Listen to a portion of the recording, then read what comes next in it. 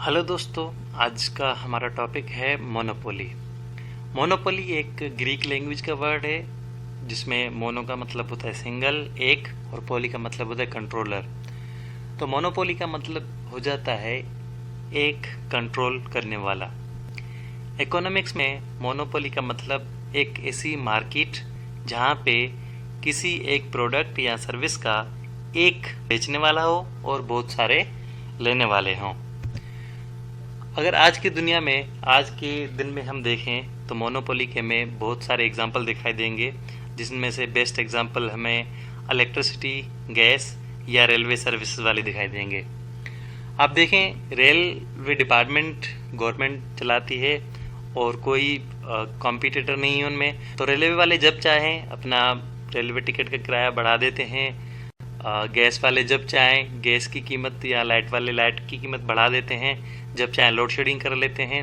क्योंकि उनको कोई कॉम्पिटिटर नहीं है, इसलिए वो अपनी मर्ज़ी से रेट बढ़ा देते हैं और लोड शेडिंग कर लेते हैं। दोस्तों, ये जो प्रोडक्ट या सर्विस देते हैं और इनकी जो कंपनी है वो रिसेशन से इन पे कोई असर नहीं पड़ता, क्योंकि इनका कोई कॉम्पिटिटर नहीं है। तो इनकी जो प्रोडक्ट होती है या सर्विस होती है वो हमेशा डिमांड में रहती है। अगर कोई कॉम्पिटिटर होता तो कस्टमर प्राइस बढ़ने की वजह से उस कॉम्पिटिटर की प्रोडक्ट को यूज़ कर लेता और इनकी प्रोडक्ट की डिमांड डाउन हो जाती। लेकिन इनका कॉम्पिटिटर नहीं होता है, इसलिए इन पे रिसेशन का कोई फ़र्क नहीं पड़ता है और इनकी परफॉर्मेंस भी बड़ी पुअर होती है, क्योंकि ये जो मोनोपोली वाला होता है ये मास प्रोडक्शन में यकीन रखते हैं और ये प्रोडक्ट में कोई इनोवेशन या क्वालिटी पे फोकस नहीं करते हैं। ये बस प्रोडक्शन और सेलिंग पे फोकस करते हैं ताकि ज़्यादा से ज़्यादा प्रॉफिट कमा सकें। तो मोनोपोली मार्केट के जो फीचर्स होते हैं, यानी कि आपको कैसे पता लगेगा कि कोई मार्केट मोनोपोली मार्केट है, मोनोपोलिस्टिक मार्केट है। तो सबसे पहली बात कि उस मार्केट का कोई भी एक सेलर होगा, एक कंट्रोलर होगा और खरीदने वाले बहुत ज़्यादा होंगे। जैसे मैंने आपको रेलवे का एग्जांपल दिया या इलेक्ट्रिसिटी डिपार्टमेंट का एग्जांपल दिया। नंबर 2 बात, जो भी प्रोडक्ट या जो भी सर्विस वो बेचने वाला होगा, कंपनी जो होगी बेचने वाली, उस प्रोडक्ट का कोई भी सब्स्टिट्यूट नहीं होगा। अगर सब्स्टिट्यूट होता तो जाहिर सी बात है फिर कंपटीशन भी होती और फिर मोनोपोली तो ना रहती।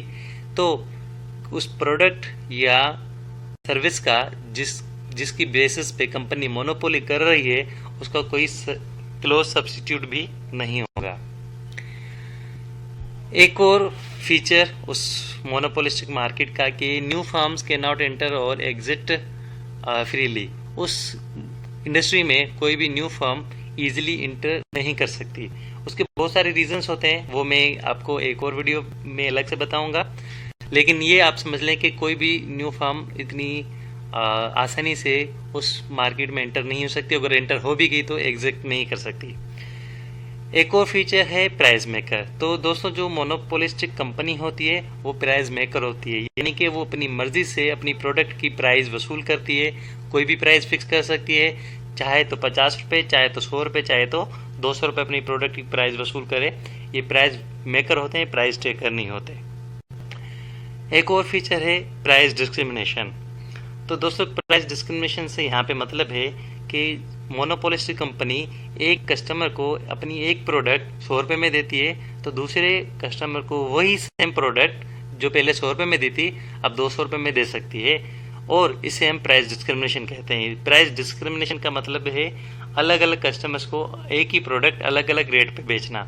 तो मोनोपोलिस्टिक कंपनी ऐसे बहुत फ्रेंकली ये काम करती है और उनको कोई कुछ कह नहीं सकता। तो अब डिस्कस करते हैं टाइप्स ऑफ मोनोपोली। सबसे पहली जो टाइप होती है मोनोपोली की वो होती है नेचुरल मोनोपोली। तो दोस्तों, नेचुरल मोनोपोली ये किसी भी कंपनी या कंट्री को कोई नेचुरल एक चांस मिलता है या अपॉर्चुनिटी मिली हुई होती है ताकि वो मोनोपोली कर सकें। अब हम एग्जांपल लेते हैं सऊदी अरबिया की। अब देखें, कुदरती तौर पे सऊदी अरबिया में इतना ज़्यादा तेल निकलता है कि वो जहाँ पे खुदाई करते हैं वहाँ से तेल निकलता है। तो बहुत ज़्यादा तेल होने की वजह से उनको जो तेल निकाल के, ऑयल निकाल के जो दूसरे कंट्रीज़ को सेल करते हैं वो बहुत ज़्यादा चीप पड़ता है। उसकी कोई इतनी ज़्यादा कॉस्ट ज़्यादा नहीं होती। लेकिन अगर हम दूसरे मुल्कों की बात करें जिनमें तेल होता ही नहीं है या होता भी तो है बहुत कम होता है, तो अगर वो कंट्रीज तेल निकाल के बेचने की कोशिश करेंगे तो वो उनको ऑयल बहुत महंगा पड़ेगा। तो Saudi Arabia natural monopolistic country है और नेचुरल उसको सपोर्ट है। दूसरी होती है लोकल मोनोपोली। लोकल मोनोपोली आप यूँ समझें कि आपका एक गांव है और आपके गांव में एक ही शॉप वाला है। तो अगर आप उससे कोई एक छोटी प्रोडक्ट लेने जाते हैं जो कि सस्ती प्रोडक्ट 10-15 रुपए की कोई भी होगी, तो वो 15 रुपए वाली चीज़ आपको 18 रुपए में देगा। वो मोनोपोली करेगा क्योंकि वो एक ही सेलर है और वहाँ पे गांव में बायर्स बहुत सारे बायर्स हैं।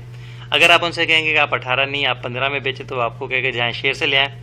अगर आप शेयर से वो एक लेने जाते हैं तो आपको पता है आपका 15-20 रुपये तो किराया लग जाएगा, यानी कि 15 की प्रोडक्ट और 15 रुपये एक्सपेंसेस, तो वो प्रोडक्ट आपको 30 रुपये में पड़ जाएगी। तो मजबूरी में आप वो प्रोडक्ट उसी से ही खरीदते हैं 18 रुपये में। तो ये एक लोकल मोनोपोली का एक अच्छा एग्जाम्पल था जो आप रियल लाइफ में भी देख सकते हैं।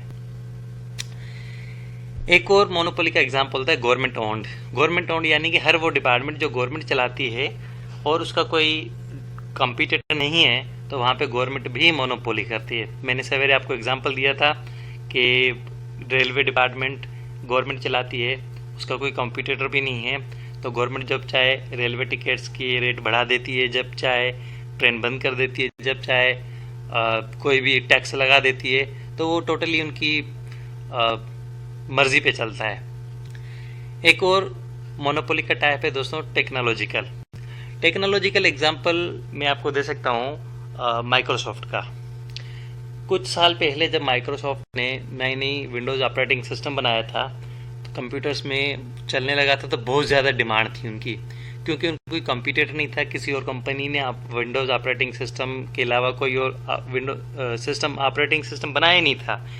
तो वो बहुत मोनोपोली करते थे, वो अपने मनचाहे रेट पे बेचते थे और इसी विंडोज़ को बेच के बिल गेट्स दुनिया का अमीर तरीन आदमी बन गया।